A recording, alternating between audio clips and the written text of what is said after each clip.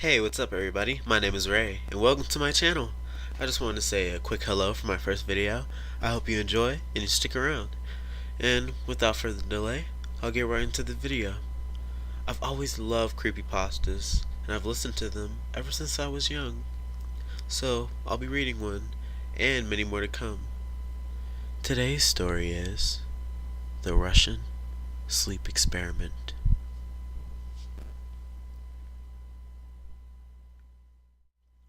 Russian researchers in the late 1940s kept 5 people awake for 15 days using an experimental gas-based stimulant. They were kept in a sealed environment to carefully monitor their oxygen intake so the gas didn't kill them, since it was toxic in high concentrations.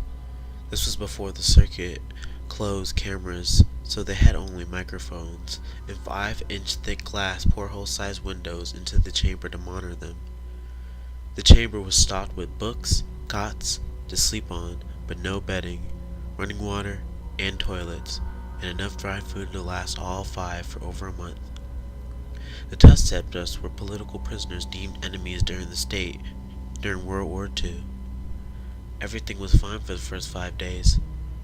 The subjects hardly complained, having been promised falsely that they would be freed if they had submitted to the test and did not sleep for 30 days. Their conversations and activities were monitored. It was noted that they continued to talk about increasingly traumatic incidents in their past, and the general tone of their conversations took on a darker aspect after the 4-day mark. After 5 days, they started to complain about the circumstances and events that led them to where they were, and started to demonstrate severe paranoia. They stopped talking to each other and began alternately whispering to the microphones in one-way mirror portholes.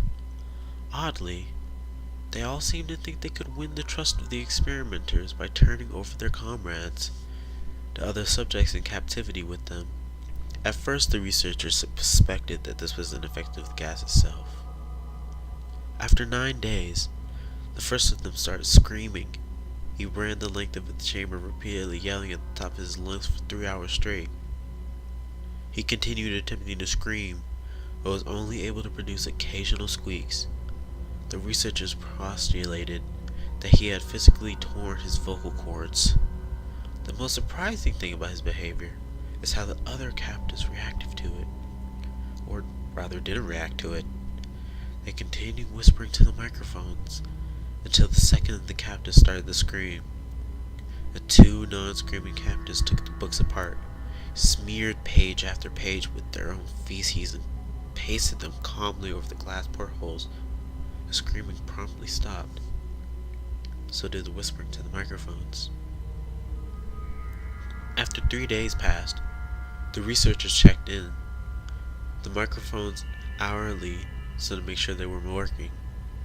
Since they thought it was impossible that no sound could be coming with 5 people inside, the oxygen consumption in the chamber indicated that all 5 must be alive. In fact, it was the amount of oxygen 5 people would consume at a very heavy level of strenuous exercise. On the morning of the 14th day, the researchers did something they said they would not do to get the reaction from the captives. They used the intercom inside the chamber, hoping to provoke any response from the captives they were afraid were either dead or vegetables. They announced, "We are opening the chamber to test the microphones. Step away from the door and lie flat on the floor or you will be shot. Compliance will earn one of you your immediate freedom." To their response, and their surprise, they heard a single phrase in the calm voice response, "We no longer want to be freed." Debate broke out among the researchers and the military forces funding the research. Unable to provoke any more response using the intercom, it was finally decided to open the chamber at midnight on the 15th day. The chamber was flushed of the stimulant gas and filled with fresh air, and immediately voices from the microphones began to object. 3 different voices began begging, as if pleading for the life of loved ones, to turn the gas back on. The chamber was opened and soldiers sent in to retrieve the test subjects. They began to scream louder than ever, and so did the soldiers when they saw what was inside. 4 of the 5 subjects were still alive, although no one could lightly call the state that any of them in life. The food rations past day 5 had not been so much as touched. There were chunks of meat from the dead test subject's thighs and chest into the drain in the center of the chamber, blocking the drain from allowing 4 inches of water to accumulate on the floor. Precisely how much of the water on the floor was actually blood is never determined. All 4 surviving test subjects also had large portions of muscle and skin torn away from their bodies. The destruction of flesh and exposed bone on their fingertips indicated that the wounds were inflicted by hand, not with teeth, as the researchers initially thought. Closer examination of the position and angles of the wounds indicated that most, if not all of them, were self-inflicted. The abdominal organs below the rib cage of all 4 test subjects had been removed, while the heart, lungs, and diaphragm remained in place. The skin and most of the muscles attached to the ribs had been ripped off, exposing the lungs up through the rib cage. All the blood vessels and organs remained intact. They had just been taken out and laid on the floor, fanning out around the eviscerated, but still living bodies of the subjects. The digestive tract of all 4 could have been seen to be working, digesting food. It quickly became apparent that what they were digesting was their own flesh that they had ripped off and eaten over the course of days. Most of the soldiers were Russian special operatives at the facility, but still, many refused to return to the chamber to remove the test subjects. They continued to scream to be left in the chamber and alternately begged to be demanded that the gas be turned back on, lest they fall asleep. To everyone's surprise, the test subjects put up a fierce fight in the process of being removed from the chamber. One of the Russian soldiers died from having his throat ripped out. Another was gravely injured by having his testicles ripped off, and an artery in his leg severed by one of the subject's teeth. Another 5 of the soldiers lost their lives if you count ones that committed suicide in the weeks following the incident. In the struggle, one of the 4 living subjects had his spleen ruptured, and he bled out almost immediately. The medical researchers attempted to sedate him, but this proved impossible. He was injected with more than 10 times the human dose of morphine aperitif and still fought like a cornered animal, breaking the ribs and arms of one doctor. One heart was seen to beat for a full 2 minutes after he bled out, to the point there was more air in his vascular system than blood.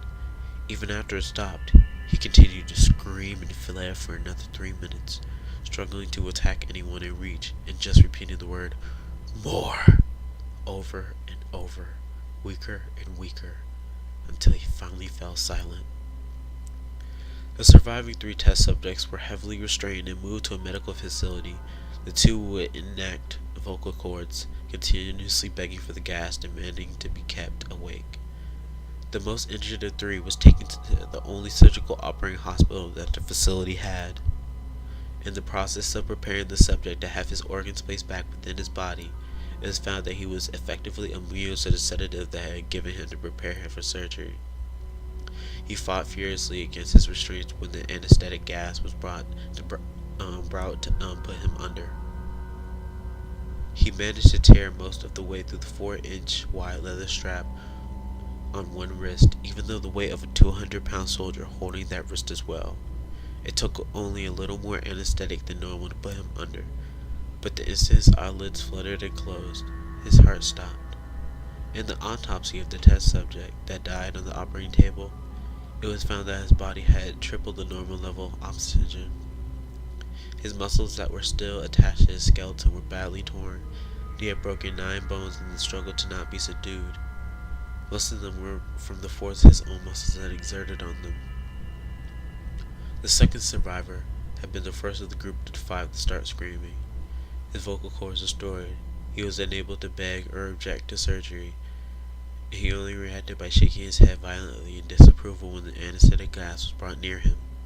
He shook his head yes when someone suggested reluctantly that they try the surgery without anesthetic, and did not react the entire 6-hour procedure of replacing his abdominal organs and attempting to cover them what remained of his skin. The surgeon presiding stated repeatedly that it should be medically possible for the patient to still be alive. One terrified nurse assisting the surgery stated that she had seen the patient's mouth curl into a smile several times whenever his eyes met hers. When the surgery ended, The subject looked at the surgeon and began to wheeze loudly, attempting to talk while struggling. Assuming this must be something of dramatic importance, the surgeon had a pen and pad set so the patient could write his message. It was simple: keep cutting. The other two test subjects were given the same surgery, both without anesthetic as well. Although they had to be injected with a paralytic for the duration of the operation, the surgeon found it possible to perform the operation while the patients laughed continuously. Once paralyzed, the subjects could only follow the attending researchers with their eyes. The paralytic cleared their system in an abnormally short period of time, and they were soon trying to escape their bonds. The moment they could speak, they were again asking for the stimulant gas. The researchers tried asking why they had injured themselves, why they had ripped out their own guts, and why they wanted to be given the gas again. Only one response was given: I must stay awake. All three restraints were reinforced, and they were placed back into the chamber awaiting determination as to what should be done with them. The researchers facing the wrath of the military benefactors for having failed the stated goals of their project, considering euthanizing the surviving subjects. The commanding officer, an ex-KGB, instead saw potential and wanted to see what would happen if they were put back on the gas. The researchers strongly objected, but were overruled. In preparation for being sealed in the chamber again, the subjects were connected to an EEG machine. It had their strange pattern for a long-term confinement. To everyone's surprise, all three stopped struggling the moment it was let slip that they were going back on the gas. It was obvious at this point that all three were putting up a great struggle to stay awake. One of the subjects that could speak was humming loudly and continuously. The mute subject was straining his legs against the leather bonds with all his might, first left, then right, then left again, for something to focus on. The remaining subject was holding his head off his pillow and blinking rapidly. Having been the first to be wired for the EEG, most of the researchers were monitoring his brain waves in surprise. They were normal, most of the time, but flatlined inexplicably. It looked as if he were repeatedly suffering brain death before returning to normal. As they focused on paper scrolling out the brainwave monitor, only one nurse saw his eyes slip shut at the same moment his head hit the pillow. His brainwaves immediately changed to that of a deep sleep, then flatlined for the last time as his heart simultaneously stopped. The only remaining subject that could speak started screaming to be sealed in now. His brainwaves showed the same flat lines as one who had just died from falling asleep. The commander gave the order to seal the chamber with both subjects inside, as well as three researchers. One of the named three immediately drew his gun and shot the commander point blank between the eyes, then turned the gun on the mute subject and blew his brains out as well. He pointed his gun at the remaining subject, still restrained to a bed, as the remaining members of the medical and research team fled the room. I won't be locked in there with these things. Not with you, he screamed at the man strapped to the table. What are you? He demanded. I must know! The subject smiled. Have you forgotten so easily? The subject asked. We are you. We are the madness that lurks within you, begging to be free at every moment in the deepest of your animal mind. We are what you hide in your beds every night. We are what you sedate in silence and paralysis when you go to the nocturnal haven where we cannot tread. The researcher paused, then aimed at the subject's heart and fired. The EEG flatlined as the subject weakly choked out. So, nearly